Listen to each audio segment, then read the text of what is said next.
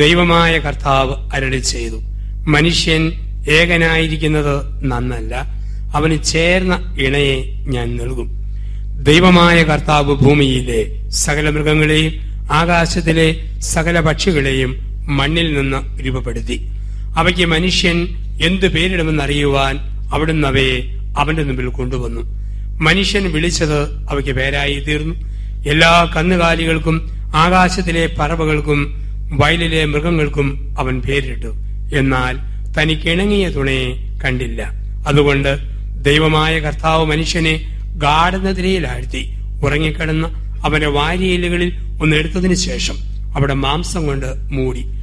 മനുഷ്യനിൽ നിന്നെടുത്ത വാരിയെല്ലുകൊണ്ട് അവിടുന്ന് ഒരു സ്ത്രീക്ക് രൂപം കൊടുത്തു.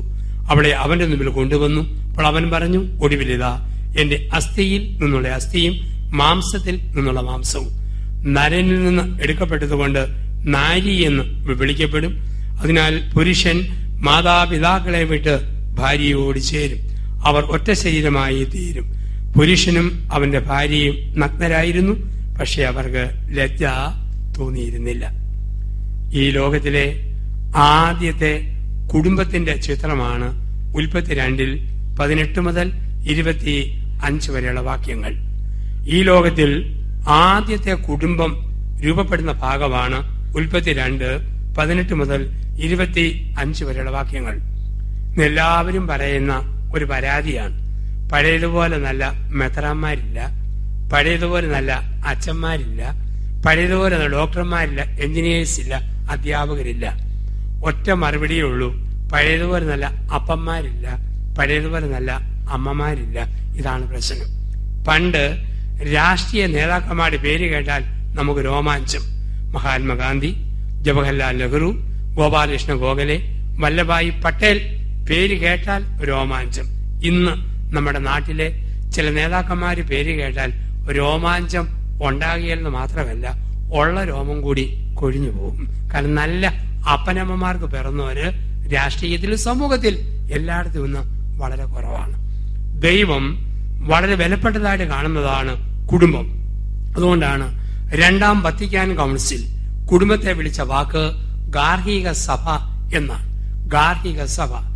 ആഗോള സഭയുടെ തലവൻ പരിശുദ്ധ മാർപ്പാപ്പ, രൂപതാസഭയുടെ തലവൻ രൂപതാ അധ്യക്ഷൻ, ഇടവകയുടെ തലവൻ ഇടവക വികാരി, കുടുംബസഭയുടെ തലവൻ അപ്പൻ, അമ്മ.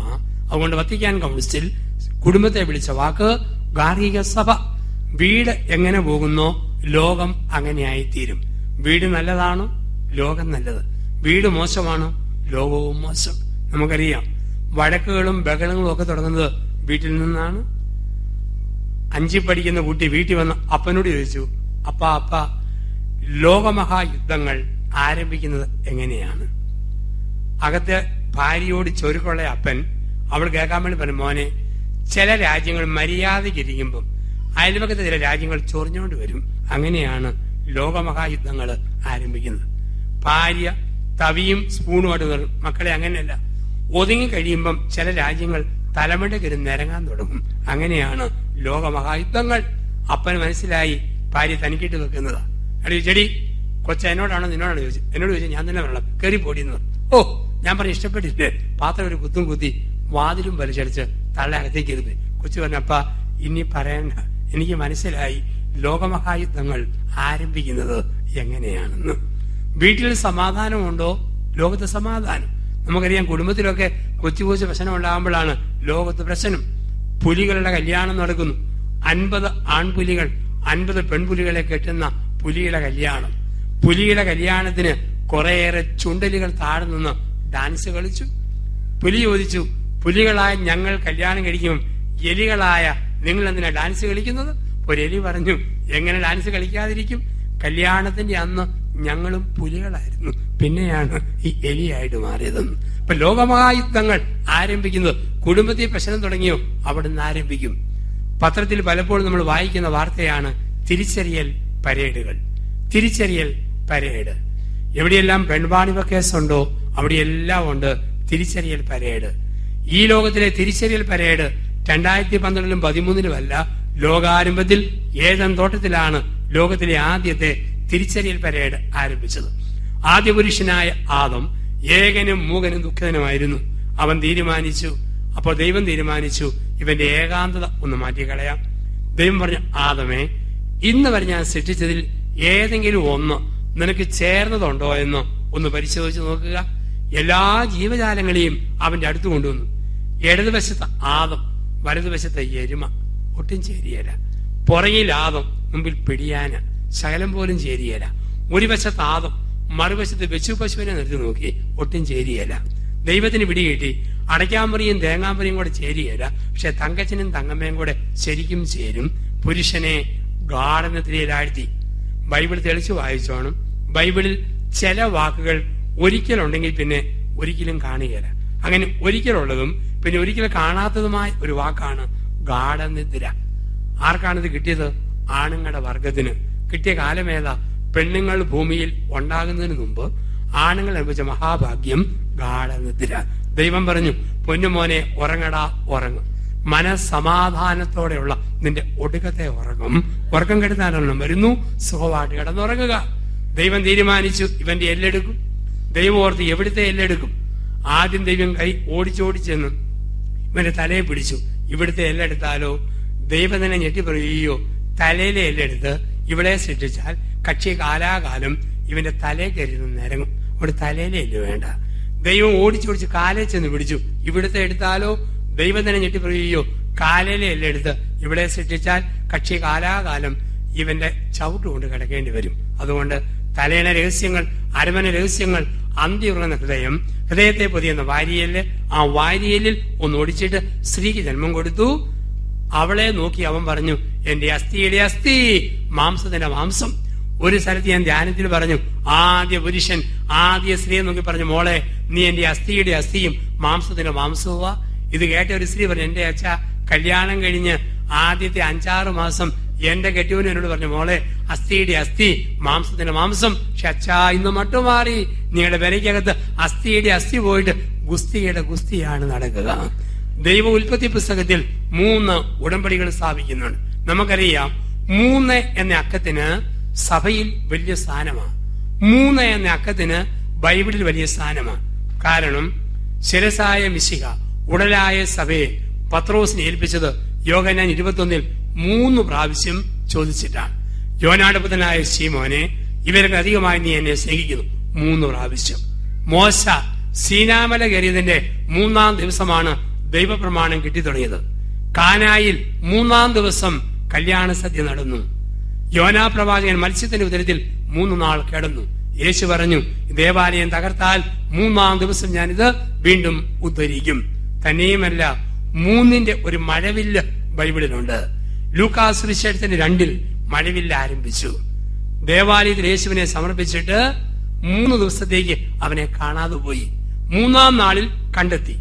ഈ നഷ്ടപ്പെട്ടതിന്റെ 3-ൽ നിന്നും ഒരു മഴവില്ല് ഉയരും ദുഃഖവെള്ളിയാഴ്ച വരെ. കാണാതെ പോയ ദേവാലയത്തിലെ മഴവില്ല് എത്തുന്നത് ദുഃഖവെള്ളിയാഴ്ചയാണ്. അവനെ കല്ലറയിൽ അടയ്ക്കതിനു ശേഷം കാണാതിരുന്ന 3 ദിവസങ്ങൾ. 3 ദിവസം ദേവാലയത്തിൽ കണ്ടില്ല, 3 ദിവസം ഈ ഭൂമിയിൽ കണ്ടില്ല. ഇപ്പൊ 3-ന് വലിയ വിലയുണ്ട്. അതുകൊണ്ടാണ് ക്രൈസ്തവ പാരമ്പര്യമുള്ളതെല്ലാം 3 എന്ന അക്കത്തിന് വലിയ ഊന്നലാണ്. ലേലം വിളി കേട്ടിട്ടില്ലേ? 1 തരം, 2 തരം, 3 തരം. അവിടെയാണ് ലേലം വിളികൾ. വിവാഹം അങ്ങനെയല്ലേ? ഏതോ ഒരു പാലാക്കാരൻ എറണാകുളംകാരിയെ പൊക്കിക്കൊണ്ട് പോകുന്നതല്ല കല്യാണം.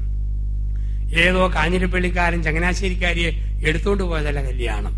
3 പ്രാവശ്യം മാനം മര്യാദയായിട്ട് ചോദിച്ചിട്ടാണ് ആദ്യം പെണ്ണ് കാണാൻ ചെന്നപ്പം, പൊന്നുമോനെ പാപ്പച്ച, ലോകത്ത് ഒരുപാട് പെണ്ണുങ്ങളെ നീ കാണും, അതിലൊക്കെ ഉപരിയായിട്ട് ഉണക്കപ്പാമ്പാട പോലെ വളഞ്ഞിരിക്കുന്ന ഏലിയാമ്മെ നീ സ്നേഹിക്കുമോ? ഓ കർത്താവെ, സ്നേഹിക്കും. ഏലിയാമ്മെ, ഒരുപാട് പുരുഷന്മാരെ കാണും, അതിലൊക്കെ ഉപരിയായിട്ട് കൊടക്കമ്പി പോലെ വളഞ്ഞിരിക്കുന്ന ഈ പാപ്പച്ചനെ നീ സ്നേഹിക്കുമോ? ഓ കർത്താവെ, സ്നേഹിക്കും. 2ാമത് മനസ്സമ്മതത്തിന് പാപ്പച്ച മനമാറ്റമുണ്ടോ? ഇല്ല. ഏലിയാമ്മെ, നിനക്കോ? ഒട്ടുമില്ല. 3ാമത് കല്യാണത്തിന്റെ ഒന്ന്, പൊന്നുമോനെ പാപ്പച്ച, അവസാനത്തെ കുരുക്കും കുടുക്കും പെടലിൽ ഇടാൻ പോകുന്നു. ഇന്നു മുതൽ പുതിയ വിഭവങ്ങൾ, പുത്തൻ ഐറ്റങ്ങൾ, ലേറ്റസ്റ്റ് വെറൈറ്റികൾ നീ കണ്ടു തുടങ്ങും. നീ കാണാൻ പോകുന്നത് നിസ്സാരപ്പെട്ട വകുപ്പല്ല.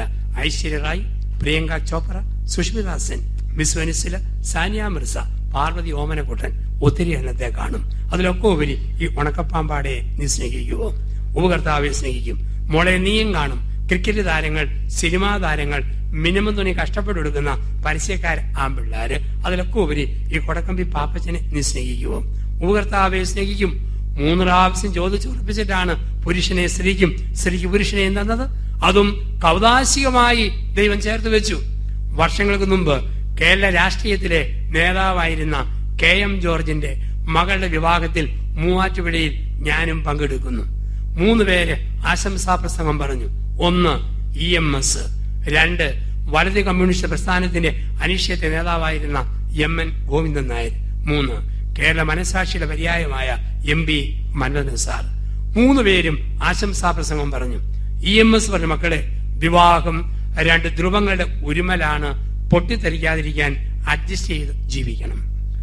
MN ഗോവിന്ദൻ നായർ പറഞ്ഞ, മക്കളെ, വിവാഹം 2 പ്രത്യയശാസ്ത്രങ്ങളുടെ ഉരസലാണ്, തീപ്പിരി ചെതരാതിരിക്കാൻ നോക്കിയും കണ്ടും ജീവിക്കണം. MP മന്നൻ സാർ പറഞ്ഞ, മക്കളെ, വിവാഹം ഒരു കൂതാശയാണ് ക്രൈസ്തവരായ നിങ്ങൾക്ക്. അതുകൊണ്ട് മകളെ, നിന്റെ അപ്പനും അമ്മയും പഠിപ്പിച്ച, നിന്റെ സഭ പഠിപ്പിച്ച അദൃശ്യനായ ക്രിസ്തുവിനെ ഇന്നു മുതൽ ദൃശ്യനായ ഭർത്താവിൽ നീ കാണാൻ പഠിക്കുക. മകനെ, നിന്റെ സഭയും മാതാപിതാക്കളും പഠിപ്പിച്ച അദൃശ്യനായ ക്രിസ്തുവിനെ ഇന്നു മുതൽ ദൃശ്യയായ നിന്റെ ഭാര്യയിൽ കാണാൻ പഠിക്കുക. ഇതാണ് വിവാഹം എന്ന കൂതാശ. ദൈവം ചേർത്ത് വെച്ച അതിമനോഹരമായ ഉടമ്പടി. ഉടമ്പടിക്ക് ഇംഗ്ലീഷിൽ 2 വാക്കാണ്. 1 കോൺട്രാക്ട്, 2 കവനന്റ്. നരേന്ദ്രമോദിക്ക് ഒബാമയുമായി ഉണ്ടാക്കാൻ പറ്റുന്നത് കോൺട്രാക്ട്.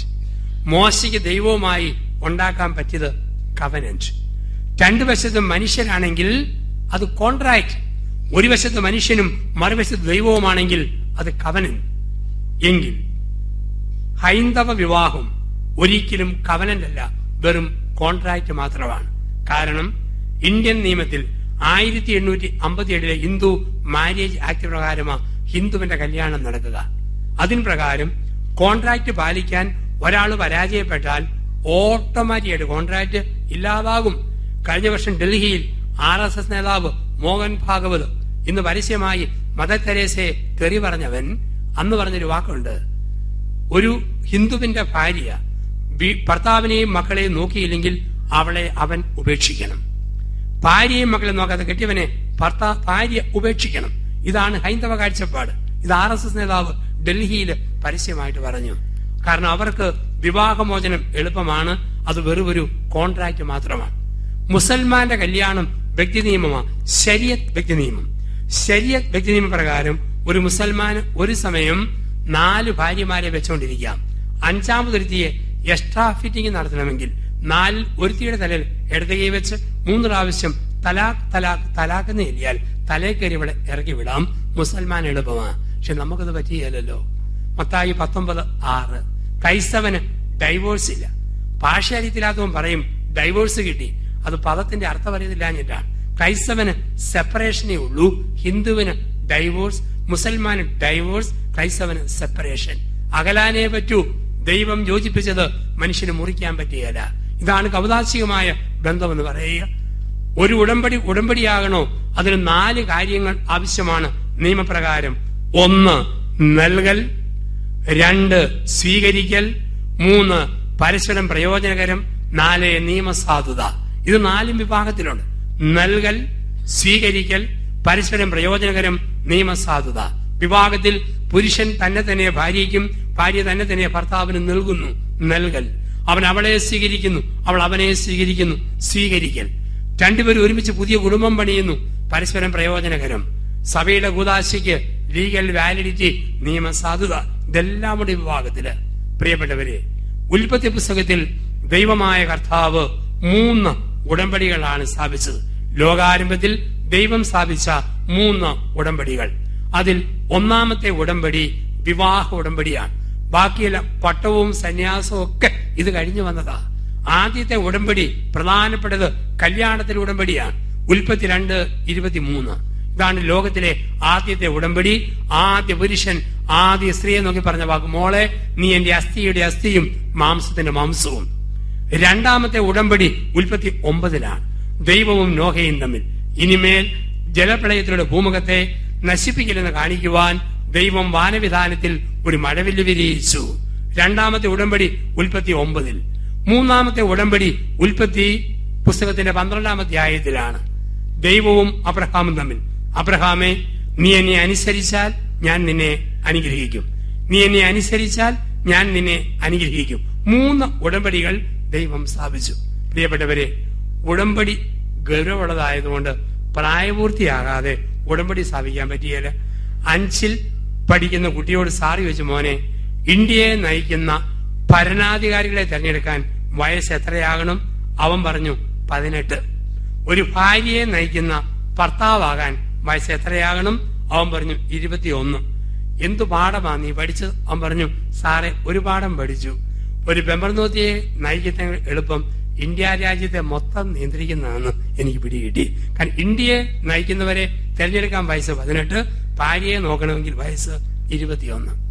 പ്രായപൂർത്തിയാകാതെ ഉടമ്പടി സ്ഥാപിക്കാൻ ആർക്കും പറ്റിയല്ല. 10 വയസ്സുള്ള ആൺകുട്ടിക്ക് 8 വയസ്സുള്ള പെൺകുട്ടിയോട് വാക്കു കൊടുക്കാൻ പറ്റുമോ? 21-ാം വയസ്സിൽ നിന്നെ ഞാൻ കെട്ടിക്കോളാം, അതിന് പ്രായപൂർത്തിയാകണം. പക്ഷെ ഇന്ന് 8 വയസ്സുകാരനും മറ്റും വാക്കു കൊടുക്കാൻ പറ്റും. ഇന്നത്തെ 8-കാരൻ പഴയ 50-കാരന്റെ പ്രകടനം കാഴ്ചവെക്കുന്ന കാലമാണ്. പഴയ കാലമാണോ?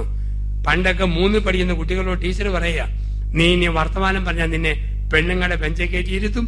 എന്തൊരു ചമ്മലായിരുന്നു. ഇപ്പൊ വല്ല ചമ്മലുമുണ്ടോ? ഈയിടെ 3 പഠിക്കുന്ന 8 വയസ്സുകാരനോട് കന്യാസ്ത്രീയായ ക്ലാസ് ടീച്ചർ പറഞ്ഞു, നീ ഇനി വർത്തമാനം പറഞ്ഞാൽ നിന്നെ പെണ്ണുങ്ങളെ ബെഞ്ചെ കയറ്റിയിരുത്തും. അവൻ പറഞ്ഞു, പോ സിസ്റ്ററെ, ചുമ്മാ പറഞ്ഞ് കൊതിപ്പിക്കല്ലേ കേട്ടോ, ഇന്ന് ലോകം മാറി, ഇന്ന് രീതി മാറാൻ തുടങ്ങി. അച്ഛനാകാനായിട്ട് 13 വർഷങ്ങൾ പഠിക്കണം. ഇതുപോലെ ഉദാശയാണ് വിവാഹം. എത്ര ഒരുക്കമുണ്ട്. കാണുന്നു, പറക്കുന്നു, ലാൻഡ് ചെയ്യുന്നു, ഒക്കുന്നു, കെട്ടുന്നു, പിരിയുന്നു. എത്ര എളുപ്പത്തിലായിന്ന് കുടുംബത്തിലും മറ്റുമൊക്കെ ബന്ധങ്ങൾ തകരുന്നതും തകർക്കുന്നതും ഒക്കെ നമുക്ക് കാണാൻ ഇടയാകുന്ന ഒരു ലോകത്തിലാണ് നമ്മൾ ജീവിക്കുക. കുടുംബത്തിന്റെ വിശുദ്ധിയെയും ബന്ധങ്ങളെയൊക്കെ മനുഷ്യൻ മറക്കുന്ന ഒരു ലോകത്തിന് നടുവിലാണ് നമ്മൾ ജീവിക്കുക. ഇവിടെയാണ് പറയുക, അതിന് വില നമ്മൾ ഓർക്കുക. ചില ആൾക്കാർ പ്രത്യേകിച്ച് വിദേശത്ത് നിന്നൊക്കെ വന്ന് ആഘോഷമായിട്ട് കല്യാണം നടത്തും. എന്തെല്ലാം രീതികളാ. അച്ഛൻ തന്നെ വേണമെന്നില്ല. പോത്തിനെ കൊല്ലാൻ കശാപ്പുകാരൻ, പൊറോട്ട അടിക്കാൻ കുശിനിക്കാരൻ, പെയിന്റ് അടിച്ച പെണ്ണിന്റെ ഭൂമിയിലെ ഷേപ്പ് മാറ്റാൻ ബ്യൂട്ടി പാർലറുകാരി, അനങ്ങാത്ത പടം പിടിക്കുന്ന ക്യാമറക്കാരൻ, ആടുന്ന പടം പിടിക്കുന്ന വീഡിയോക്കാരൻ, ഇത്രയും പേരുണ്ടോ? ഇന്ന് കല്യാണം നടക്കും വളരെ ആഘോഷമായിട്ട്. കുറെ നാൾ മുമ്പ് ഒരു ചെറുക്കനെയും പെണ്ണിനെയും കെട്ടിച്ചു. രണ്ടും കെലുകലാന്ന് വിറയ്ക്കുക. ഇവർ മക്കളെ വലതു കൈ ബൈബിളിൽ അമക്കി വെച്ച് ഞാൻ ചൊല്ലി തരുന്നതോ ഉറക്കെ ചൊല്ലിക്കോളാൻ പറഞ്ഞു. അവരിങ്ങനെ വിറച്ചുകൊണ്ട് കൈ അമക്കി വെച്ചു. ഞാൻ ചൊല്ലിക്കൊടുത്തു, ഇന്നു മുതൽ മരണം വരെ, സന്തോഷത്തിൽ സന്തോഷത്തിൽ, ദുഃഖത്തിൽ ദുഃഖത്തിൽ. കുറെ കഴിഞ്ഞപ്പോഴുണ്ട് എന്റെ വലത്തെ തോളിൽ വല്ലാത്തൊരു ഭാരം. ഞാൻ തിരിഞ്ഞു നോക്കുമ്പം വീഡിയോക്കാരൻ അവനെ ക്യാമറ തന്നാതിരിക്കാൻ അച്ഛന്റെ തോളെ താങ്ങി വെച്ചിട്ട് ഇത് മൊത്തം പിടിച്ചെടുക്കുക. അപ്പം വിവാഹവും മറ്റും ഇങ്ങനെ പോകുന്ന ലോകത്തിലാണ് നമ്മൾ ജീവിക്കുക. ഒരു കാര്യം ഓർത്തോണം, ഫേസ്ബുക്ക് കണ്ടോ കമ്പ്യൂട്ടറിൽ പടം കണ്ടോ കല്യാണം ഓർപ്പിച്ചേക്കല്ല. ഈയിടെ ഒരു പെൺകുട്ടിയെ കുറിച്ച് പരസ്യം വന്നു. മുല്ലപ്പൂ മുട്ടുപോലെ പല്ലുള്ള പെണ്ണിന് അനുയോജ്യനായ വരനെ ആവശ്യം. ഒരു ചെറുക്കന്റെ അപ്പൻ ഇഷ്ടപ്പെട്ടു, ആലോചന ശരിക്കും വെച്ചു, ചെന്നു. 5-ാം ദിവസം ഉറപ്പിക്കാൻ ചെന്നപ്പോഴാണ് മുല്ലപ്പൂ മുട്ടെന്ന് പറഞ്ഞ പല്ല് നോക്കുമ്പം കാട്ടുപന്നിയുടെ തേറ്റാ പോലെ ഇങ്ങനെ വിടന്ന് കിടപ്പുണ്ട്. ചെറുക്കന്റെ അപ്പൻ ചോദിച്ചു, എന്തൊരു വഞ്ചനയായത്? പെണ്ണിന്റെ അമ്മ പറഞ്ഞു, പൊന്നു സാറേ, വഞ്ചിച്ചതല്ല, പരസ്യം ഇട്ടപ്പം മുട്ടായിരുന്നു, 5 ദിവസമായില്ലേ, വിടർന്നു പോയതാണ്. ഇന്ന് രീതി മാറുന്നു, ലോകം മാറുന്നു. ഒരുത്തി കല്യാണത്തിന്റെ അന്ന് മുടിക്ക് നീളം കിട്ടാൻ വേണ്ടി എക്സ്ട്രാ മുടി പിൻ ചെയ്തു. നെഞ്ചിന് പൊലിമ കിട്ടാൻ വേണ്ടി പ്ലാസ്റ്റിക്കിന് 2 പാത്രം എടുത്ത് ഇവിടെ വെച്ചു. വയറ് മിനുങ്ങാൻ വേണ്ടി സ്റ്റീലിന്റെ തകിടും വെച്ചു. നല്ല സാരി കൊടുത്ത് ഒത്ത ഉരുപ്പടി പോലെ കല്യാണത്തിന് നിന്ന് കൊടുത്തു. ആദ്യ രാത്രി കിടക്കാൻ നേരത്തെ ഇവള് മുടിയടിച്ച് കട്ടിലേ വെച്ചു. നെഞ്ചയിലെ പ്ലേറ്റ് എടുത്ത് ഒപ്പം വെച്ചു. വയറിലെ തകിടെടുത്ത് ചേർത്ത് വെച്ചു. ഇവന്റെ കണ്ണു തള്ളിപ്പോയി. ചോദിച്ചടി, സത്യം പറ, നിന്റെ കൂടെ ഞാൻ ഈ കട്ടിലേ കിടക്കണോ അതോ ഈ സാധനങ്ങളുടെ കയറി ഞാൻ ഇവിടെ കിടക്കണോ? ഇപ്പൊ വിവാഹ രീതികളും മറ്റുമൊക്കെ ഇന്ന് മാറിപ്പോകുന്ന ലോകം. അവിടെയാണ് ദൈവം ചേർത്ത് വെച്ച വിവാഹം. എവിടെ ചെന്നാലും പ്രശ്നമുണ്ട്. ആരും ഓർത്തേക്കല്ലേ എന്റെ വീട്ടിലെ പ്രശ്നമുള്ളൂ, ബാക്കി എല്ലാവരും മാതൃകയാണ്. ചില ഭാര്യാഭർത്താക്കന്മാര് ഒരു കാറെ കയറി പോന്ന കണ്ടാത്തൊന്നും ഗബ്രിയേൽ മാലാഖയും ഇളയ പെങ്ങളും കൂടെ ധ്യാനം കഴിഞ്ഞു പോന്ന പോലെ. വീട്ടിൽ ചെന്ന് കയറുമ്പോഴാണ് ഇതാണ് ലൂസിഫറും ബെർസബൂലിന്റെ മൂത്ത പുത്രിയും. എല്ലാവർക്കും അക്കരെ പച്ചയാ. ചിലവർ, എന്റെ ദൈവമേ, അച്ഛനാകാൻ പോയാൽ മതിയായിരുന്നു, എന്തൊരു ഭാഗ്യമാ, ചെല്ലുന്നിടം പിയോ, കിട്ടുന്നത് തിന്നുക, തോന്നുമ്പോ ഉറങ്ങുക. അച്ഛന്മാർക്ക് തോന്നും പെണ്ണ് കെട്ടിയാൽ മതിയായിരുന്നു. തുണി ഇളക്കി കിട്ടിയേനെയും കാപ്പുപൊടി ഇളക്കി കിട്ടിയേനെയും പഞ്ചാര ചേർത്ത് കിട്ടിയേനെയും വെള്ളം തിളപ്പിച്ച് കിട്ടിയേനെയും എല്ലാവർക്കും അക്കരെ പച്ചയാ. നീ നിൽക്കുന്ന സ്ഥലം പരിശുദ്ധമാണ്, അവിടെയാണ് ജീവിതത്തിന്റെ വിജയം എന്ന് പറയുക. നിൽക്കുന്ന സ്ഥലം പരിശുദ്ധമാണ്, അവിടമാണ് ജീവിതത്തിന്റെ വിജയം എന്നൊക്കെ പറയുക. അതുകൊണ്ടാണ് കുടുംബജീവിതത്തെ ബലപ്പെട്ടതാക്കി മാറ്റണമെങ്കിൽ ചില തിരിച്ചറിവുകൾ ആവശ്യമാണ്. ഒരു പിതാവ് സ്വന്തം രൂപതയിലെ 10,000 കുടുംബങ്ങളിലേക്ക് സർക്കുലർ അയച്ചു. വിവാഹം കഴിഞ്ഞ് 25 വർഷം ജീവിച്ചിട്ട് പിണങ്ങാതെ ജീവിച്ച ദമ്പതിമാരുണ്ട്. തപ്പി ചെന്നപ്പം 2 കൊച്ചു തെറിയലും വിളിക്കാത്ത ദമ്പതിമാരില്ല. ഒരു ഉൾനാടൻ ഗ്രാമത്തിൽ ചെന്നപ്പം 27 വർഷമായിട്ട് പിണങ്ങാതെ ജീവിച്ച മാതാപിതാവിനെയും ഭാര്യയും കണ്ടു. 5,000 രൂപയും സർട്ടിഫിക്കറ്റും സമ്മാനം കൊടുക്കാൻ കൽപ്പനയിട്ടു. രൂപതയിലെ വലിയ അസംബ്ലിയിൽ 2,000 പേര് ഒരുമിച്ച് കൂടിയ അന്ന് മാതൃകാഭർത്താവിനെയും ഭാര്യയും കൊണ്ടുവന്നിട്ട് പിതാവ് പറഞ്ഞു, 27 വർഷം പിണങ്ങാതെ വഴക്കടിക്കാതെ ജീവിച്ചവർ 5,000 രൂപ പ്രശംസാപത്രം. ഒരാഗ്രഹമാണ്. 27 വർഷക്കാലം എങ്ങനെ ഇങ്ങനെ സാധിച്ചെന്ന് ഒന്ന് ചുരുക്കി പറയാവോ? കുടുംബനാഥൻ എഴുന്നേറ്റ്. അദ്ദേഹം പറഞ്ഞു, പ്രിയപ്പെട്ടവരെ, ആദ്യ രാത്രിയിൽ ഇവളും ഞാനും കൂടെ തട്ടിമുട്ടി ഒട്ടിയൊരുമി കട്ടിൽ ഇരുന്നപ്പോ എടുത്ത പ്രതിജ്ഞയാണ് 27 വർഷങ്ങളിൽ പിണങ്ങാതെ വഴക്കടിക്കാതെ ജീവിക്കാൻ ഞങ്ങൾക്ക് ശക്തി തന്നത്. ഞാൻ ഇവളോട് പറഞ്ഞടി, എന്റെ കൺട്രോൾ നഷ്ടപ്പെടുകയും പുളിച്ചതറി വിളിക്കാൻ തോന്നുകയും അടിവേറെ നോക്കി ഒരു ചവിട്ട തരാൻ തോന്നുകയും ചെയ്താൽ വാതിൽ തുറന്ന് ഞാൻ വരാന്തിൽ ഇറങ്ങി നിൽക്കും. നീ പത്തിരമാട് കൊടുത്തിട്ട് സാക്ഷായിട്ട് മുറുക്കി പൂട്ടിയേക്കണം. എപ്പോൾ കൺട്രോൾ വീണ്ടും കിട്ടുമോ ഡോറിൽ തട്ടും വാതിലേ മുട്ടും, അപ്പം നീ തുറക്കണം. 27 വർഷങ്ങളിൽ തെറി വിളിക്കാനും ചവിട്ടാനും തൊഴിക്കാനും തോന്നിയപ്പോൾ ഞാൻ വരാന്തിൽ ഇറങ്ങി നിന്നു. ഇവൾ മുറി പൂട്ടിയിട്ടു. കൺട്രോൾ വീണ്ടും കിട്ടിയപ്പം ഡോറെ തട്ടി. എന്തിനു വേണ്ടിയാണ് 5,000 രൂപയും പ്രശംസാപത്രവും മേടിക്കെന്ന് ചോദിച്ചാൽ, കഴിഞ്ഞ 27 വർഷമായിട്ട് ഞാൻ ഈ വീടിന്റെ വരാന്തെ തന്നെ നിൽക്കുകയാണ്. അല്ല, അവാർഡാണ് 5,000 രൂപയും പ്രശംസാപത്രവും. എവിടെ ചെന്നാലും ഉണ്ട് കൊച്ചു കൊച്ചു പ്രശ്നങ്ങൾ. അത് കണ്ടില്ല കേട്ടില്ല എന്ന് വെക്കുന്നിടത്ത കുടുംബത്തിന്റെ വിജയം, ജീവിതത്തിന്റെ വിജയം എന്നൊക്കെ നമ്മൾ പറയുക. ഒരു വീട് പണിയുമ്പോൾ ആ വീടിന് നമ്മൾ മൂലക്കല്ലിടും, ഒരു കല്ലിടും ഓരോ വീടും പണിയുമ്പോൾ. ഇതുപോലെ കുടുംബജീവിതം എന്ന് പറയുന്ന ഒരു സ്ഥാപനം പണിയുമ്പോൾ അതിന് 5 കല്ലുകൾ ഇടണം എന്നാണ് പറയുക. കുടുംബത്തിന്റെ വിജയത്തിന് 5 മൂലക്കല്ലുകളുണ്ട്. ഓരോ മൂലക്കല്ലും ആരംഭിക്കുന്നത് വി എന്ന വാക്കിലാണ്. ഒന്നാമത്തെ മൂലക്കല്ല് വിജ്ഞാനം, രണ്ടാമത്തെ മൂലക്കല്ല് വിവേകം, മൂന്നാമത്തെ മൂലക്കല്ല് വിധേയത്വം, വീണ്ടെടുപ്പ്, വിശുദ്ധി. 5 മൂലക്കല്ലുകളാണ്. വിജ്ഞാനം, വിശുദ്ധി, വിവേകം, വിധേയത്വം, വീണ്ടെടുപ്പ്. ഈ 5 മൂലക്കല്ലുകളിൽ കുടുംബജീവിതത്തെ പണിയണം.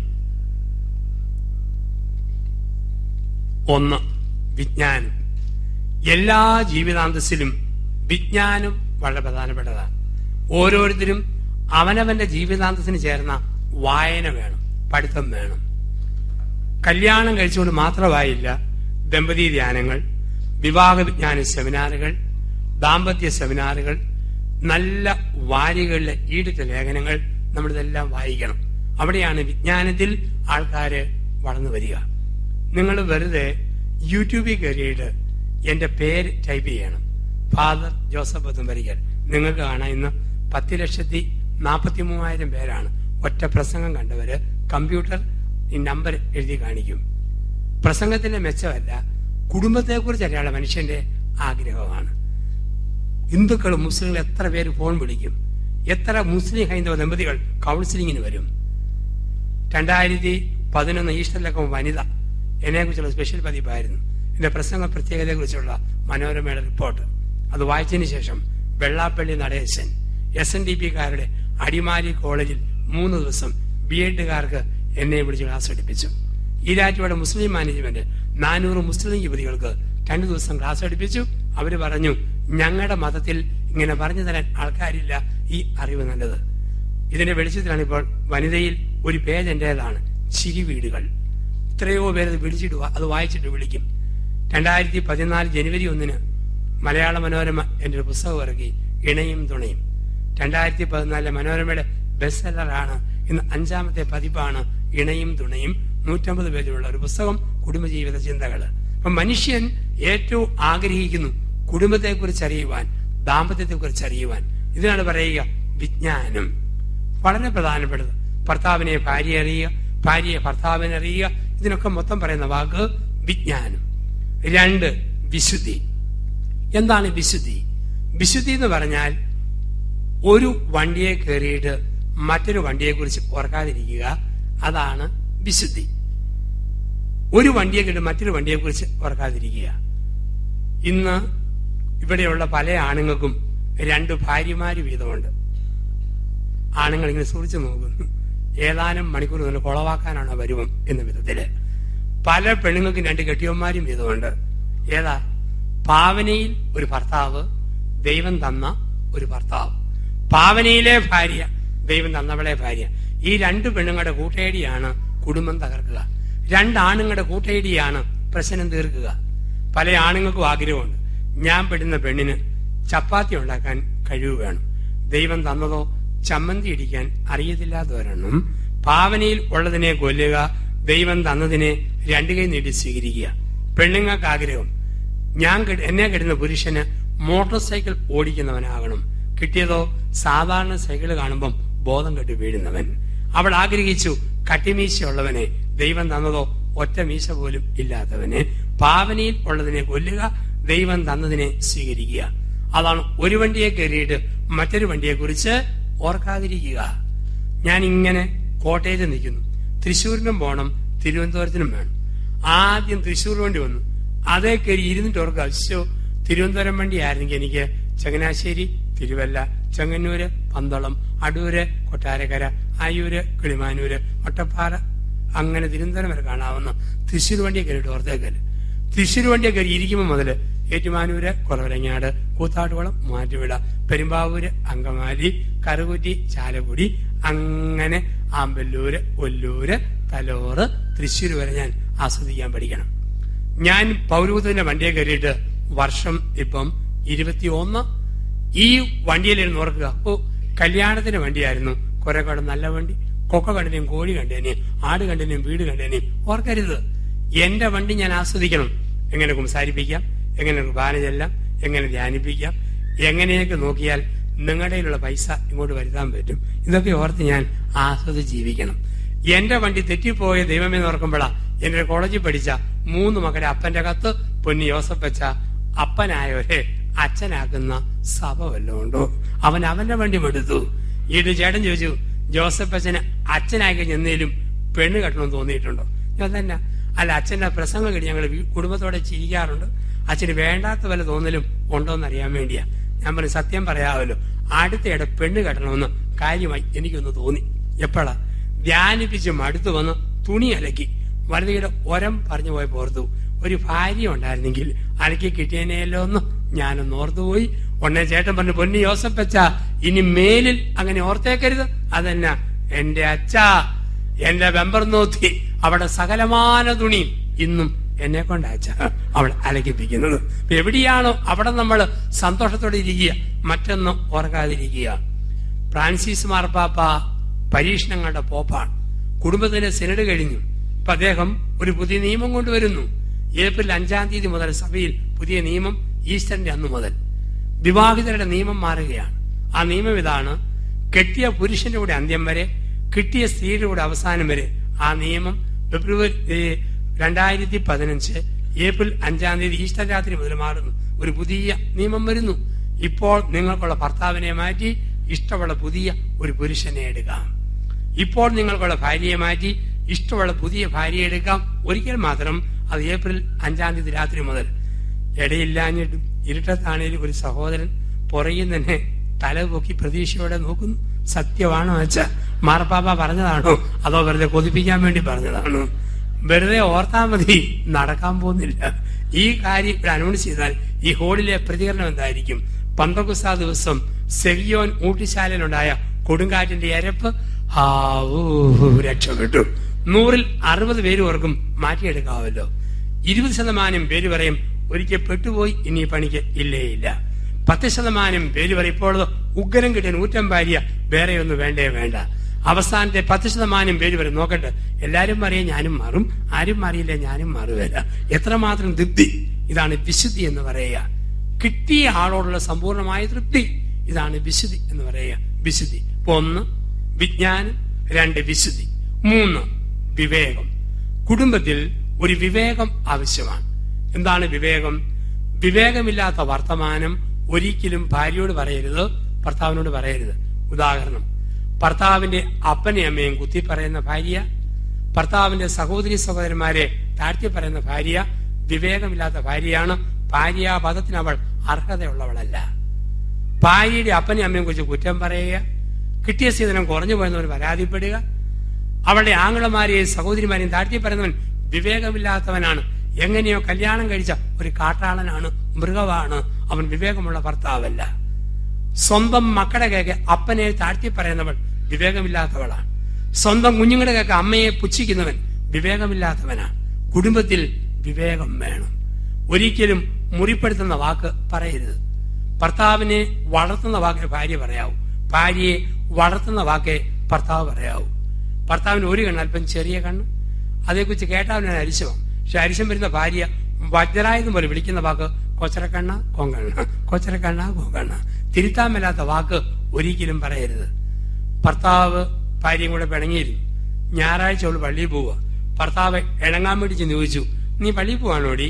അല്ല, നരകത്തിൽ പോവാ. താൻ കൂട്ടത്തിൽ പോയിരുന്നു.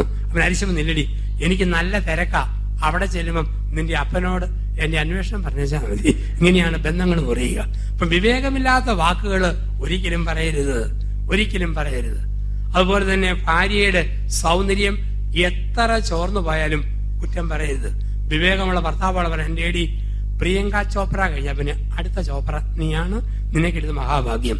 ചില ആണുങ്ങൾ ഉള്ളതങ്ങ് പറയും, എന്റെ ഏടി അയൽവക്കത്തെ ലൂസി 3 പെറ്റിട്ടും മുഖത്ത് നല്ല മിനുസം, ദേഹത്ത് നല്ല തുടിപ്പ്, 1 പറ്റും ആപ്പീസ് പൂട്ടിപ്പോയല്ലോടി. ഇതുകൂട് വാക്കുകൾ ഒരിക്കലും പറയരുത്. ഭാര്യ എന്തേലും ഒരു നല്ല സാധനം കൊണ്ടുവന്നാൽ നല്ല വാക്ക് പറയാൻ പഠിക്കണം. കണ്ണിമാങ്ങ അച്ചാർ കൊണ്ടുവന്ന് കൊടുത്തു, എന്നാടി ഇത്? കണ്ണിമാങ്ങ അച്ചാർ. കണ്ണിമാങ്ങ അച്ചാർ. കോരി ഒഴിച്ചു, മാങ്ങ കടിച്ചു, അരപ്പ് നോക്കി, ഇതാണ് വേണ്ടി കണ്ണിമാങ്ങ അച്ചാർ. അതുകൊണ്ട് ആട്ടും കാഷ്ടം അരപ്പ് വീണുവാനുണ്ടല്ലോ. എടി, അച്ചാർ എന്ന് പറഞ്ഞാൽ അയൽവക്കത്തെ അമ്മണിയുടെ അച്ചാർ, അതാണ് അച്ചാർ. ഇത്രയും പറഞ്ഞു ആണുങ്ങളുടെ കഥ കഴിഞ്ഞു. പിറ്റേ ഞായറാഴ്ച 1-ാം തരം പോത്തിറച്ചി ഒലത്തി നികന്ന പാത്രത്തിൽ നിരത്തി വിളമ്പിയിട്ട് ഭാര്യ പറയും, ഒത്തോന്നറിയത്തില്ല, ഞാനൊലത്തിയ പോത്തിറച്ചിയാകട്ടോ, അമ്മണിയുടെ ഒലത്ത് പോലെ ഒത്തോന്നറിയത്തില്ല, വേണേ കയറ്റിയേച്ച് പോകാൻ പറയും. ഇതാണ് കുടുംബത്തിൽ സംഭവിക്കുക. അപ്പൊ ജീവിതത്തിൽ ഒരു വിവേകം വേണം.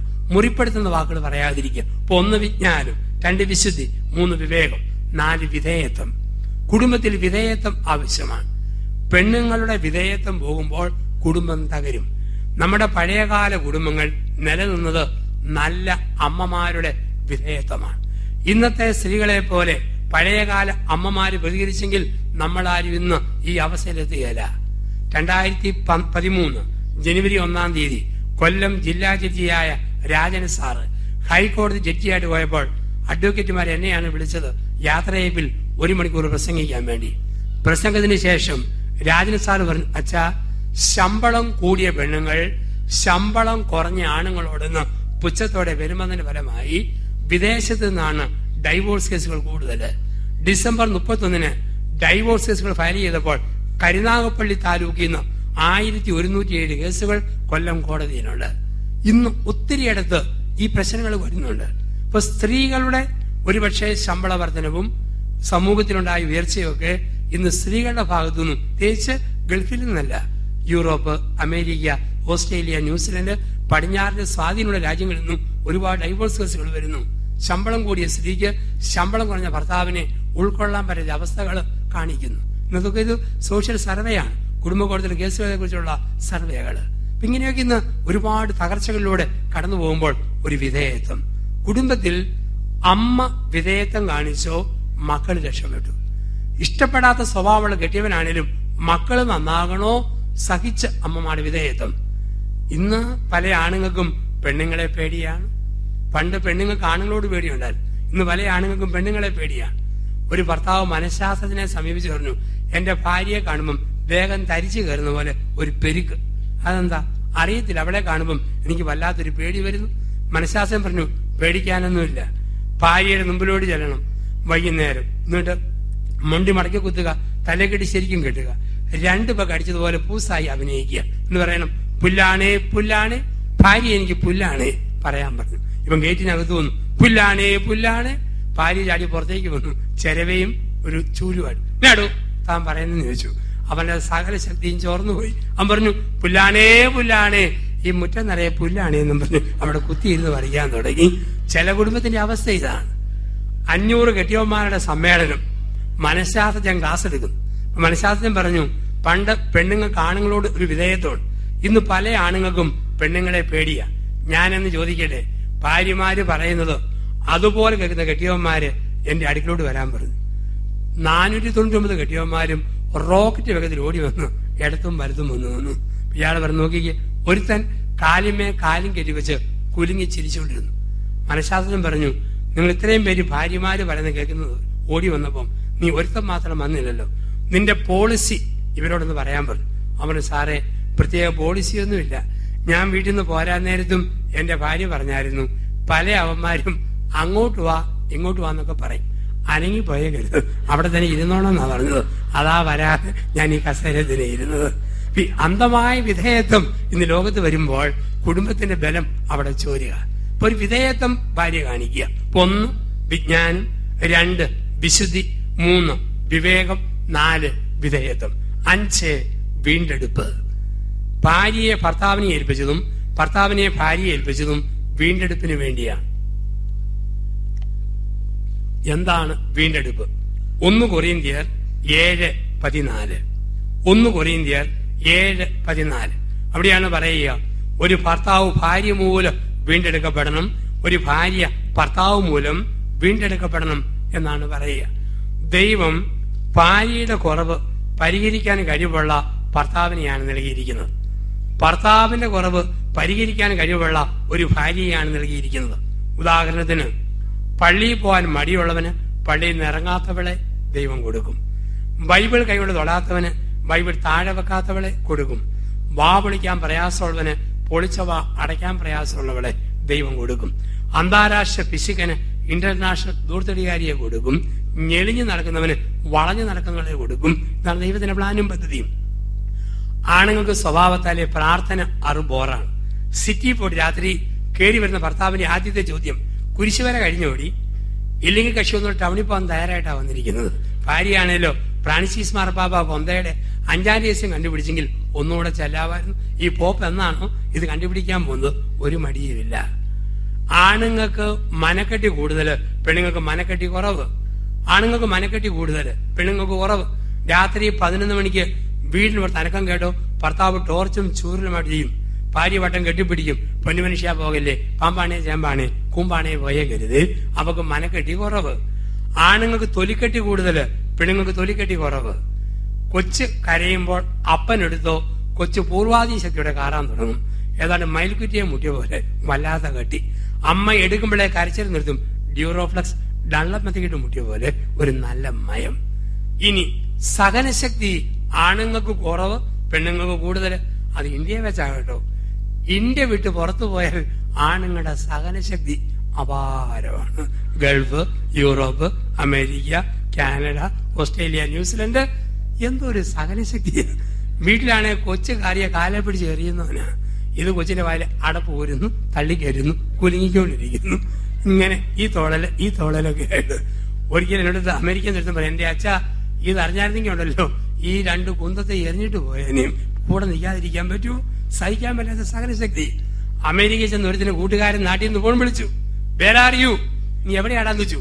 അപ്പൊ ഞാനിപ്പം വാഷിംഗ്ടൺ. അപ്പൊ ഭാഗ്യവാൻ. ചെന്നപ്പോഴാണ് അറിയുന്നത് തുണി അലക്കിയേച്ച് നിൽക്കുകയാണ്. വാഷിംഗ്ടൺ കഴിഞ്ഞിട്ട് നിൽക്കുന്ന ആളാണ്. വേറെ എവിടത്തിന് വെച്ചു, നിനക്ക് എന്നാടാ പണി? അവൻ പറഞ്ഞു, മൈക്രോവേവ് ഓപ്പറേറ്റർ. എല്ലാം ചൂടാക്കി കഴിക്കുന്നു, പാത്രം കഴുകി കമത്തി വെക്കുന്നു. എന്തോ ഒരു സഹനശക്തിയാ. സാധാരണ ആണുങ്ങൾക്ക് സഹനശക്തി കുറവാണ്. ആണുങ്ങൾക്ക് തലവേദന വന്നോ സുനാമി, വൈദ്യവേദന വന്നോ ലോകമഹായുദ്ധം, നെഞ്ചുവേദന വന്നോ ഭൂമി കുലുക്കം, ഭാര്യ അവനെ തന്നെ നോക്കിക്കോണം. പക്ഷെ പെണ്ണുങ്ങൾക്കോ സഹനശക്തി കൂടുതലാ. നല്ല പ്രായമുള്ള അമ്മച്ചിമാര് തലച്ചോറിൽ പഴുപ്പ, എന്നാലും പറയും ഉലുവാക്കാപ്പി കുടിച്ചാലായിരുന്നു തലവേദന ഒന്ന് മാറുമെന്ന്. കുടല് പഴുത്ത് പൊട്ടുക, മല്ലുവെള്ളം കുടിച്ചാലും വലിയ മൂളലൊന്ന് മാറുമോ? നിങ്ങളുടെ അമ്മമാരെ ഓർത്താൽ മതി എത്രമാത്രം സഹനമായിരുന്നു. അതുകൊണ്ടാണ് ദൈവമായ കർത്താവ് പ്രസവിക്കാനുള്ള വകുപ്പ് പെണ്ണുങ്ങൾക്കാണ് കൊടുത്തിരിക്കുന്നത്. തമ്പുരാനറിയാം ഇത് ആണുങ്ങളുടെ വകുപ്പാണോ? ഒറ്റ പ്രസവം ലോകാവസാനം, ഇനി പരിപാടിക്ക് ഇല്ല. ഒരു ചേട്ടത്തി പറഞ്ഞു, എന്റെ അച്ഛ, എന്റെ മൂത്ത മോനെ പ്രസവിച്ചപ്പം എന്തൊരു വേദനയായിരുന്നു. ഇനി പരിപാടിക്കില്ലെന്ന് ഞാൻ തീരുമാനിച്ചു. പക്ഷെ ഞാൻ ദൈവത്തോട് 11 പ്രാവശ്യം ആലോചന ചോദിച്ചു. ദൈവമേ, ഒരു കൊച്ചു വേണ്ടെന്നുള്ള എന്റെ തീരുമാനം ശരിയാണോ തെറ്റാണോ, ശരിയാണോ തെറ്റാണോ?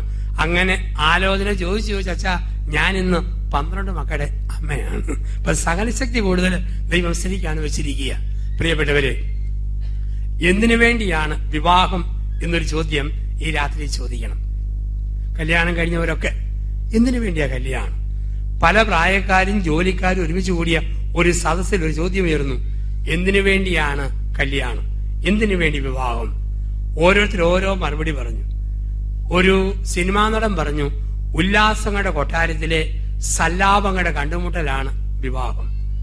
ഒരു ഡോക്ടർ പറഞ്ഞു, ചൂടിൽ ആരംഭിച്ച് തണുപ്പിൽ അവസാനിക്കുന്ന തലതിരിഞ്ഞ ഒരു പനിയാണ് വിവാഹം.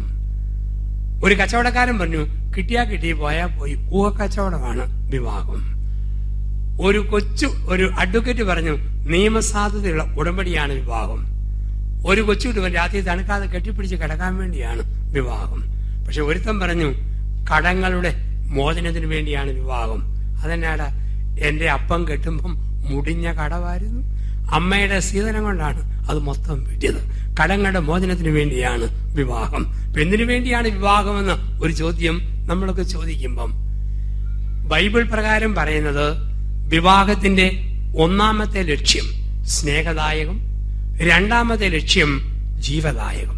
1 സ്നേഹദായകം, 2 ജീവദായകം. ജീവദായകം മൃഗത്തിന് മാത്രമാ, സ്നേഹദായകം മനുഷ്യന് മാത്രമാ. അതുകൊണ്ടാണ് ബൈബിളിൽ ഒരിടത്തും പറഞ്ഞിട്ടില്ല ആദത്തിന് മക്കളുണ്ടാകാൻ ഹവ്വായെ കൊടുത്തെന്ന് ബൈബിളിൽ പറഞ്ഞിട്ടില്ല. അത് പിന്നീട് കൂട്ടിച്ചേർത്തതാ മക്കളില്ലാത്തവർ ശപിക്കപ്പെട്ടവർ. വേദപുസ്തകത്തിന്റെ അടിസ്ഥാന ഭാഗം ഫ്രണ്ട്ഷിപ്പാണ്, മിയർ ഫ്രണ്ട്ഷിപ്പ്, സഖിത്വം. അതുകൊണ്ടാണ് പറയുക, ആദത്തിന് ചേർന്ന ഇണയും തക്കതായ തുണയുമാകാൻ ഹവ്വായെ കൊടുത്തു. മക്കൾക്ക് വെറും 3-ാം സ്ഥാനം 4-ാം സ്ഥാനം ഉണ്ടേലുണ്ട്, ഇല്ല ഉണ്ടേ തന്നെ ഊട്ടുന്ന വല്ല ഉറപ്പുകൊണ്ടോ? ഏറ്റവും ബലം ഭർത്താവായിരിക്കണം, ഏറ്റവും ബലം ഭാര്യയായിരിക്കണം. മക്കളില്ലാത്ത എത്രയോ ദമ്പതിമാര് സന്തോഷത്തോടെ ജീവിക്കുന്നു. മക്കളുള്ള ചിലരെങ്കിലും പറഞ്ഞ, അച്ഛാ, എന്റെ കുട്ടിയേക്കാൾ ഭേദം പട്ടിയെ വളർത്തുമായിരുന്നു. അങ്ങനെ പറഞ്ഞവരെയും ഞാൻ കണ്ടിട്ടുണ്ട്, ഞാൻ കേട്ടിട്ടുമുണ്ട്. കുടമാളൂരിൽ വർഷങ്ങൾക്ക് മുമ്പ് 72 വയസ്സുകാരൻ 66കാരിയെ കെട്ടി.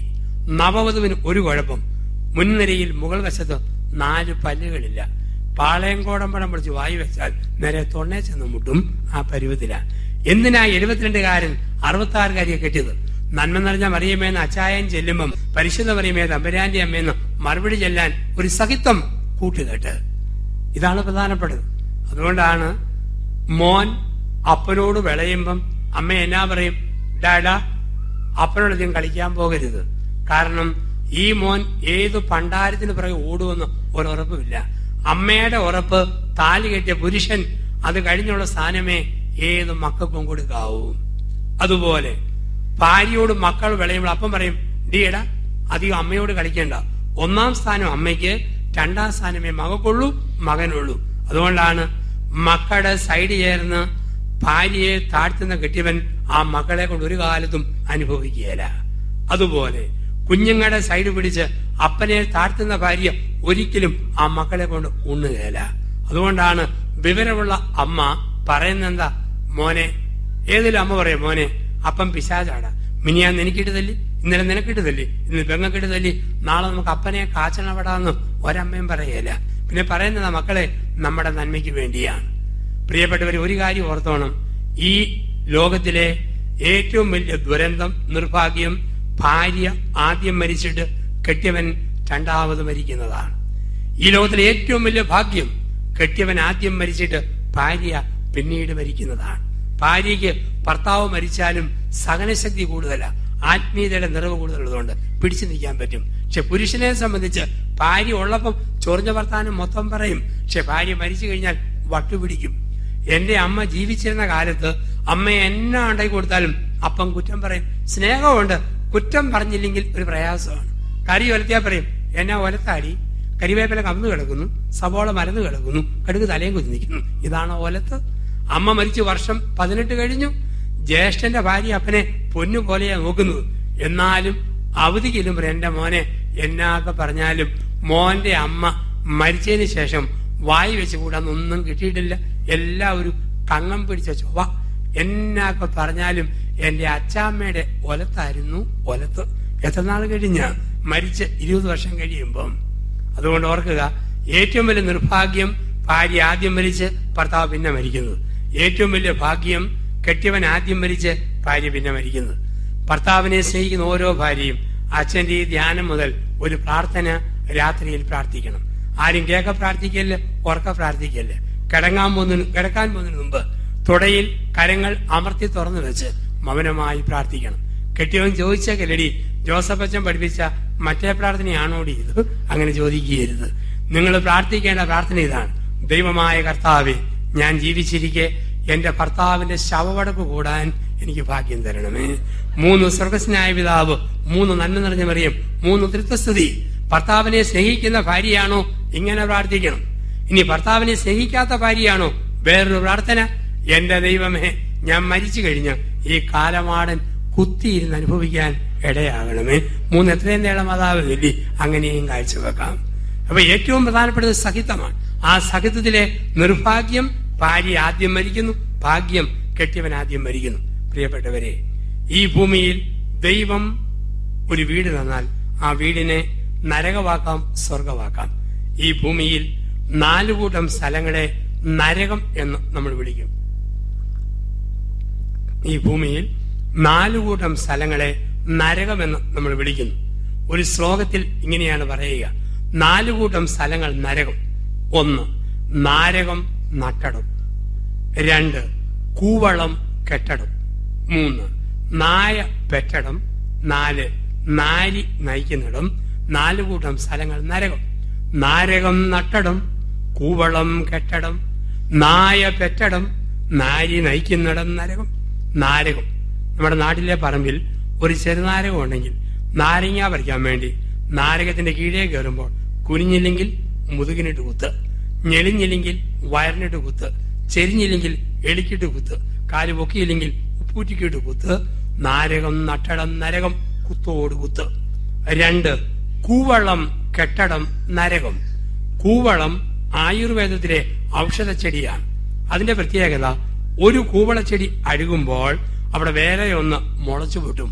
ഒരു കൂവളം അഴുകിയിട്ട് അവിടെ വേറെ ഒന്ന് മുളച്ചു പൊട്ടുന്നില്ലെങ്കിൽ നശിച്ച മണ്ണ്. കൂവളം കെട്ടടം നരകം.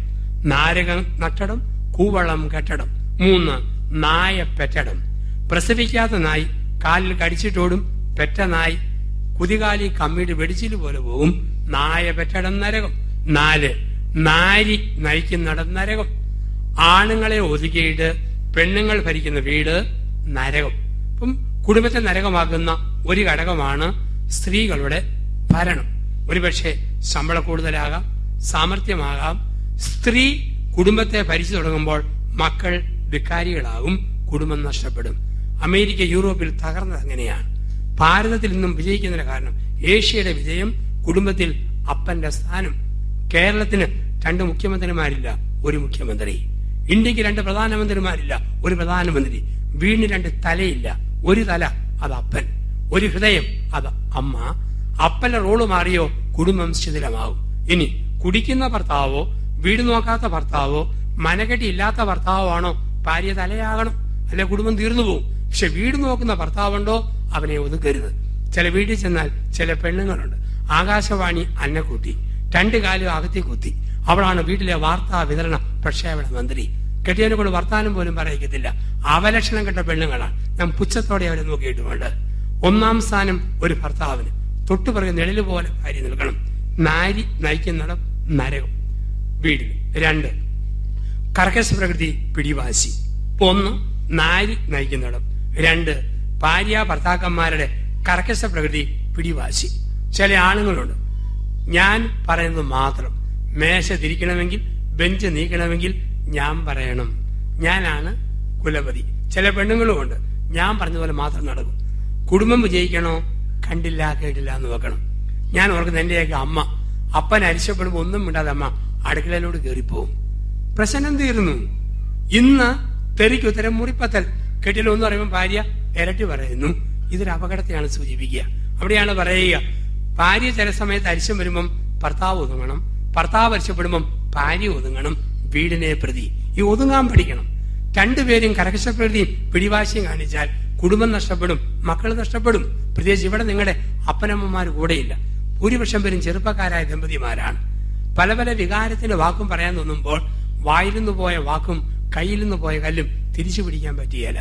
അതുകൊണ്ട് അമ്മയെ ഓർത്ത്, അമ്മയുടെ മുഖമോർത്ത് പെണ്ണുങ്ങൾ ഒതുങ്ങണം. ജനിച്ച കുഞ്ഞുങ്ങളുടെ മുഖമോർത്ത് ഭർത്താക്കന്മാരും അവനം പാലിക്കണം. കർക്കശപ്രകൃതി ജോലി ഭാരം രണ്ടുപേർക്കുമുണ്ട്. നാട്ടിലധികം ജോലിയില്ലാത്ത പെണ്ണുങ്ങൾ കൂടുതൽ വിധേയത്വം കാണിക്കും. ക്ഷീണിച്ചു മടുത്തു വന്ന ഭാര്യയ്ക്ക് പെട്ടെന്ന് മൂടൗട്ടാവുന്ന സമയമുണ്ട്.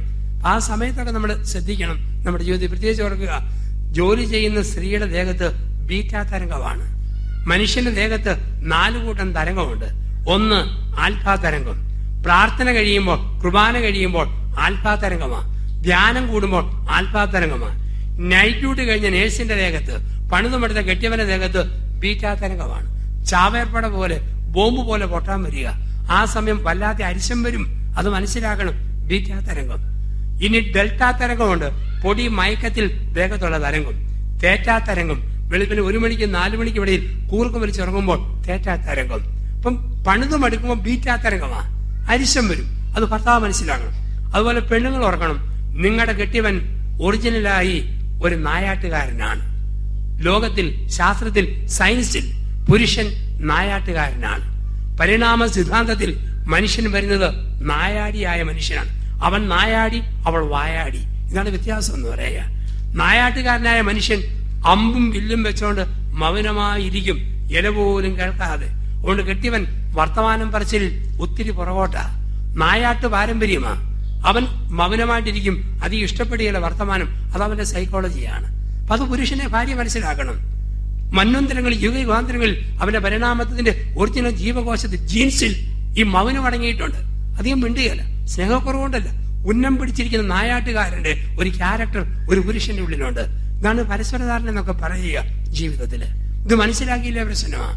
ഇവിടെയാണ് പറയുക. അപ്പൊ ഒന്ന്, കുടുംബത്തിൽ കർക്കശപ്രകൃതി പിടിവാശി, ഒത്തിരി വിട്ടുവീഴ്ച, നയങ്ങൾ അങ്ങോട്ട് ഭർത്താവിനെ മനസ്സിലാക്കണം, ഭാര്യയെ മനസ്സിലാക്കണം. 3, കുടുംബം നരകമാക്കുന്ന മൂന്നാമത്തെ ഘടകമാ സ്വന്തക്കാർ, ബന്ധുക്കൾ. ഭർത്താവിന്റെ വീട്ടുകാരുടെ അമിതമായ ഇടപെടൽ വന്നോ ഭാര്യയ്ക്ക് വീട് നരകം. ഭാര്യ വീട്ടുകാരുടെ അമിതമായ ഇടപെടൽ വന്നോ ഭർത്താവിന് വീട് നരകം. ഭാര്യ ഭർത്താക്കന്മാരുടെ ജീവിതത്തിൽ അമിതമായ ഇടപെടലുകൾ മറ്റുള്ളവരിൽ നിന്നും ഉണ്ടാകാൻ പാടില്ല. ഒരു നിയന്ത്രണം വേണം. ഒരു വീട്ടിൽ ഭർത്താവും ഭാര്യയോട് എന്നും വഴക്ക് കേട്ട് മടുത്ത അച്ഛൻ കുർബാനയിൽ എന്നും ഇവരെ ഓർക്കും. ഒരു ഞായറാഴ്ച കുർബാനയ്ക്ക് അച്ഛൻ കാസയും വിലാസയും പൊക്കി പിടിച്ചു. ഗായക സംഘം 2 റൗണ്ട് പാട്ട് പാടിയിട്ടും അച്ഛൻ അപ്പവും മിഞ്ഞും താഴെ വെച്ചില്ല. ആൾക്കാരെടുത്തി അച്ഛൻ നിന്നോട്ട് ബോധം കെട്ടുപോയതായിരിക്കും. അച്ഛൻ പ്രാർത്ഥിച്ചു, ദൈവമായ കർത്താവേ, ആ വീട്ടിൽ പ്രശ്നമുണ്ടാക്കുന്ന കക്ഷി ആരാണെന്ന് കാണിച്ചു തരാതെ നിന്നെ കീഴോട്ട് വെക്കുന്ന പ്രശ്നമേ ഇല്ലെന്നും പറഞ്ഞ് പൊക്കി പിടിച്ചു തന്നു. കുറെ കഴിഞ്ഞപ്പോഴുണ്ട് ഒരു ഒടികാലം കൂടെയും കക്ഷത്തിൽ വെച്ച് കാലിച്ചാക്കും തോളയിലിട്ട് കീറിയ ഷർട്ട് വിട്ട് ഒരു ചേട്ടൻ നടന്നു വരുന്ന പോലെ തോന്നി. അച്ഛൻ ചോദിച്ചു, ഇങ്ങനെയുള്ള അടയാളമുള്ള ആരെങ്കിലും വരുന്ന പതിവുണ്ടോ? ഉടനെ പറഞ്ഞു, ഭർത്താവിന്റെ അപ്പന്റെ അനിയൻ വ്യാഴാഴ്ച തോറും വാടക കച്ചവടത്തിന് വരുമ്പോൾ ഭർത്താവിന്റെ 10 കുറ്റം ഭാര്യയോടും ഭാര്യയുടെ 10 കുറ്റം ഭർത്താവിനോടും പറഞ്ഞിട്ട് പോകും. അത് പിറ്റേ ആഴ്ച 100 മേനി വിളവ് പുറപ്പെടുവിച്ചതാ. ഭർത്താവിന്റെ അപ്പന്റെ അനിയന്റെ വരവ് നിർത്തി വലിയ പ്രശ്നം തീർന്നു. ചിലപ്പോൾ സ്വന്തക്കാർ, ബന്ധുക്കൾ കുടുംബത്തെ നരകമാക്കും. 4, മന്ദപ്രകൃതി, അലസത.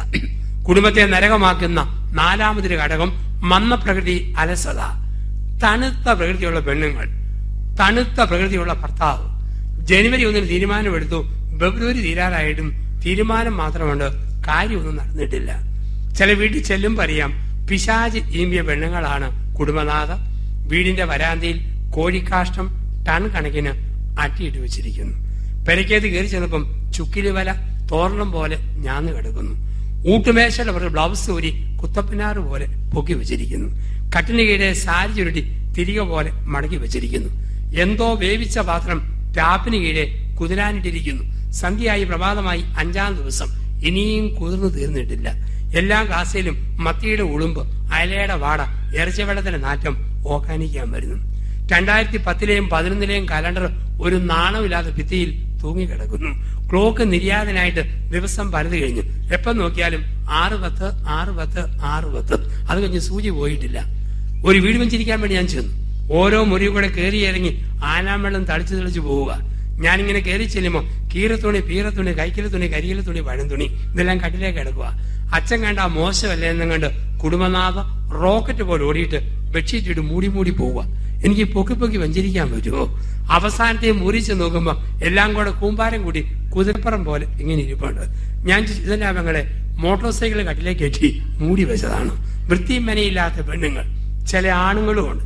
ചില കുടുംബനാഥന്മാര് എഴുന്നേറ്റ് പോകുന്ന കട്ടില് കണ്ടാൽ ഈശോമിശിയുടെ കല്ലറ പോലെ ലുങ്കി പറിച്ച് കാൽക്കലും പുതപ്പ് ചുരുട്ടി തലയ്ക്കലും വെച്ചിട്ടുണ്ട്. പിന്നെ ഏതോ കടയിൽ പോയിരിക്കും. ഇനി ഫ്രീ ടൈം കിട്ടുമ്പം മക്കളോടും ഭാര്യയോടും മിണ്ടാൻ ഇഷ്ടമില്ല. ഏതെങ്കിലും കൂട്ടുകാരുടെ കൂടി ഇരുന്ന് ഭൂമിയിലെ പൊട്ടന്മാരുടെ കളിയായ ചീട്ടുകളിയായിട്ടിരിക്കുന്ന ആണുങ്ങളെ കണ്ടിട്ടുണ്ട്. ഈ ലോകത്ത് പൊട്ടന്മാരുടെ കളി എന്ന് പറഞ്ഞ ഏക കളി ചീട്ടുകളിയാണ്. കാരണം ലോകത്ത് എവിടെ ചെന്നാലും പഠിത്തവും അറിവുള്ളവർക്ക് ഒന്നിപ്പടിക്കുന്ന കുട്ടിക്ക് പോലും അറിയാം 10 എന്ന സംഖ്യ 9 വലുതാണ്. പക്ഷെ ചീട്ടുകളി മാത്രമാണ് 9 ഇട്ട് 10 വെട്ടുന്ന ഏക കളി. ഇത് പൊട്ടന്മാരുടെ കളി. ഈ കളിയായിട്ട് ഓരോറ്റ ഇരിപ്പുണ്ട്. മന്ദപ്രകൃതി, അലസത. മറ്റൊന്നാണ് നിരാശ. കുടുംബത്തെ നരകമാക്കുന്ന ഒരു ഭാഗമാണ് നിരാശ. നമ്മൾ സാധാരണ കുളിമുറി കയറി കുളിക്കുമ്പം മൂളിപ്പാട്ട് പാടും. നമ്മൾ നല്ല സുന്ദരമായ പാട്ടും പാടിക്കുന്നുണ്ട്. പക്ഷേ ചില കുളിമുറി കയറുമ്പോഴും പാടുന്ന പാട്ട് ഗാകുൽത്താമലയിൽ നിന്നും വിലാപത്തിന് മാറ്റൽ കേൾപ്പും. എപ്പോഴും നിരാശയാണ്. ആന്റിയെ, അങ്കിൾ അവിടെ പോയതാ? ആ എപ്പം വരുമെന്നറിയാമോ? ഓ ഏമ്പക്കം വിട്ട പോലെ മറുപടിയില്ല, നിരാശ. മറ്റൊന്നാണ് അതൃപ്തി. 6ാമത്തേത് അതൃപ്തി. തൃപ്തിയില്ലാത്ത വർത്തമാനം. ആണുങ്ങൾക്കും പെണ്ണുങ്ങൾക്കും ഉണ്ട് തൃപ്തിയില്ലാത്ത വർത്തമാനം പറച്ചില്. കൂടുതലും ആണുങ്ങൾക്കാണ്. അവൻ ഏറ്റവും ഇഷ്ടപ്പെട്ട സാധനമാണ് ചക്കുകുരുമാങ്ങ മൺചട്ടി കറി വെച്ച് ഒലത്തി കിട്ടിയാൽ വടിച്ചു നോക്കും. ചട്ടിയുടെ മൂടും കൂടെ പൊട്ടുന്ന പോലെ വടിച്ചു മൂളി നക്കി. പക്ഷെ കൊള്ളാമെന്ന് പറയില്ല. കുറ്റം പറയാൻ മിടുക്കൻ, നല്ലത് പറയത്തില്ല. ചോറിന് വേവ് കൂടിയാൽ പറയും ശർക്കര, തേങ്ങ, ജീരകം ഇട്ടാൽ പാച്ചോറുണ്ടാക്കാൻ കൊള്ളാമല്ലോടി. വേവ് കുറഞ്ഞാലോ ഉണക്കപടിയും ചുണഞ്ഞതുപോലെ മുക്കുന്നു, മൂളുന്നു, മറിയുന്നു, ഓക്കാനിക്കുന്നു. കൊല്ലാനുണ്ടാക്കി തന്നതാണ്. ഒരു കുറ്റം പറയാൻ ഊണ് കഴിഞ്ഞ് പഴമെങ്കിലും എടുത്തിട്ട് ഛേ ഈ പഴവനെ വളഞ്ഞിരിക്കുന്നു, നേരെ നേരെ ഇരുന്നാ പോരായിരുന്നു. ഒരു ഭർത്താവും ഭാര്യയും കൂടെ എന്നെ വിവാഹ വാർഷികത്തിൽ ഭക്ഷണത്തിന് വിളിച്ചു. 8 മണിക്ക് ഭക്ഷണം, 7:30 ചെന്നു. ഭാര്യയും ഇളയ കുഞ്ഞുങ്ങളും ഉണ്ട് അവിടെ. കെട്ടിയനെന്തോ മേടിക്കാൻ പോയിരിക്കുക. ഒരുപാട് ഐറ്റങ്ങൾ മേശപ്പുറത്ത് ഒരുക്കി വെച്ചിരിക്കുന്നു. ആ കൂട്ടത്തിൽ ഒരു മുഴുത്ത പൈനാപ്പിൾ തൊലി ചെത്തി മാർബിൾ പോലെ കുടുമി നിൽക്കുന്നു, മൂടി നിൽക്കുന്നു. പൈനാപ്പിൾ മാർബിൾ കഷ്ണം പോലെ ഇരിക്കുന്നു. കീറി കീറി വെച്ചിരിക്കുക. ഓരോ കഷ്ണത്തിലും പല്ലുകുത്തിയുടെ ഇരട്ടി മുഴുവൻ ഓരോ കുന്തം കുത്തി കുത്തി വെച്ചിരിക്കുന്നു. മണിക്കൂറുകൾ കഷ്ടപ്പെട്ടാണ് ആ സ്ത്രീ പൈനാപ്പിൾ അങ്ങനെയാക്കിയത്. 7:45 കെട്ടിയവൻ വന്നു. അച്ഛൻ നേരത്തെ വന്നില്ല. ഞാൻ പറഞ്ഞു വന്നു, നമുക്ക് തുടങ്ങിയാലോ? തുടങ്ങിയേക്കാം. അയാൾ ഇരുന്നു. മേശപ്പുറത്ത് നോക്കിയിട്ട് ഭാര്യയോട് ചോദിക്കുക, ആരാടി? ഞാൻ അറിയാതെ മേശപ്പുറത്ത് കയറിയിരിക്കുന്നു. ആരാ ചേട്ടാ? കണ്ടിട്ട് സെബസ്ത്യാനോസ് പുണ്യാളാണെന്ന് തോന്നുന്നുണ്ടല്ലോ. അമ്പെല്ലാം കുത്തിക്കറ്റി വെച്ചിരിക്കുക.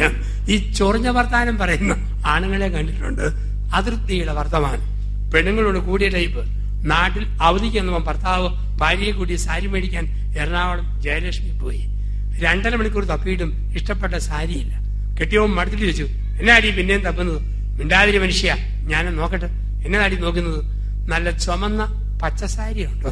ഞാൻ തപ്പുക, കിട്ടിയാലേ പോകത്തുള്ളൂ. സാരി പെണ്ണുങ്ങളുടെ ബലഹീനതയാണ്. എട്ടിപ്പടിക്കുന്ന കുട്ടി ഉച്ചയ്ക്ക് ഉണ്ണാൻ വന്ന് അപ്പനോട് പറഞ്ഞു, എന്റെ അപ്പാ സ്കൂളിൽ ഒരു മാജിക്കുകാരൻ വന്നു, എന്തോ ഒരു മാജിക്ക.